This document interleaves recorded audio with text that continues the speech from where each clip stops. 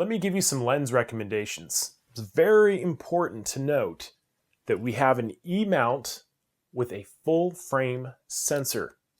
The mount, or the E-mount, refers to how the lenses physically connect to the camera body. There's also A-mount lenses that we'll also talk about in a second. I tell everybody that's buying this camera to start off with native lenses if possible. When I say native, I mean they connect to the camera without an adapter and they focus quickly and accurately using the built-in focusing system. These are some very important distinctions that we're making right now. Now with Sony lenses, when you see the designation FE, that stands for full frame E-mount. If you see a Sony lens that just says E, it is usually APS-C sized optimized.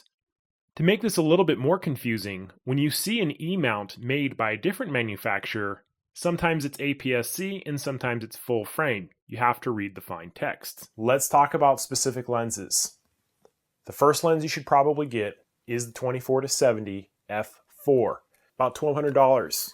Very worth it. It's going to cover the vast majority of general shooting situations. If you're an event shooter, you're also going to want to look at the 70-200 f4. Awesome lens, pretty much the only one that you can get for native focusing on that E-mount full frame.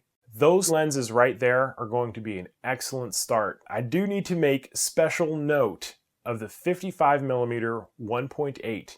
If you're a portrait shooter, holy cow, that lens is sharp, it's fast, it's accurate, and there's some really good arguments that can be made that that should be your first lens because of the wider aperture, especially combined with the sensor. Holy moly. I shot with some portraits with it in my Epic Shootout and I was very impressed with that lens. In terms of wide angle lenses, there are a few options, and the one that I really like the most is an APS-C sized lens. It's the 10-18mm f4. Not made for full frame, but it actually works pretty well from 13 to 15 millimeters. It's smaller, lighter, and costs much less at $750 instead of the FE 16 to 35 f4, which is a great lens. It's very sharp, it's optimized for full frame, but it's larger and costs about $1350. The 35mm 2.8 is a great compact. It's sharp in a fast prime, but for $750, it's a little bit expensive. Well worth it though if you are going with a one lens compact solution. Sony makes a couple other FE mount lenses, and some of them I would not recommend, but you should at least know about them. There's the 90mm 2.8 macro. It's a little expensive. There's also the 35mm 1.4 at $1,600. It's just too much. And there's also the 24 to 240 walk around. It's just too big and heavy for me to give a recommendation. With time, we are going to see more Sony FE lenses coming out. So if you're looking for some more affordable lenses, I would definitely recommend checking out the Rokonin.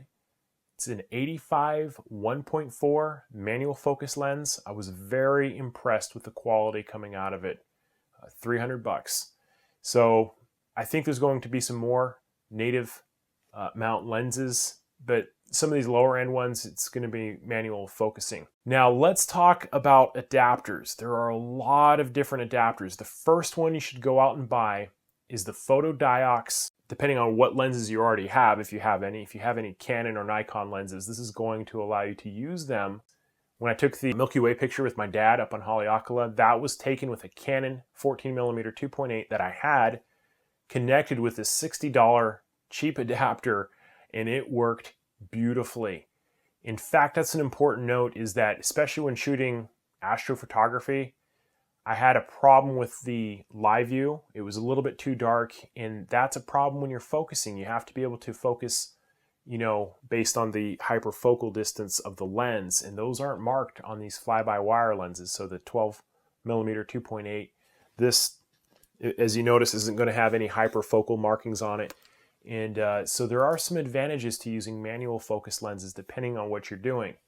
But that photodiox, very affordable, worked great. Metabones is a company that makes all kinds of adapters. They have a smart adapter The version 4, it retained focus from Canon to the Sony body.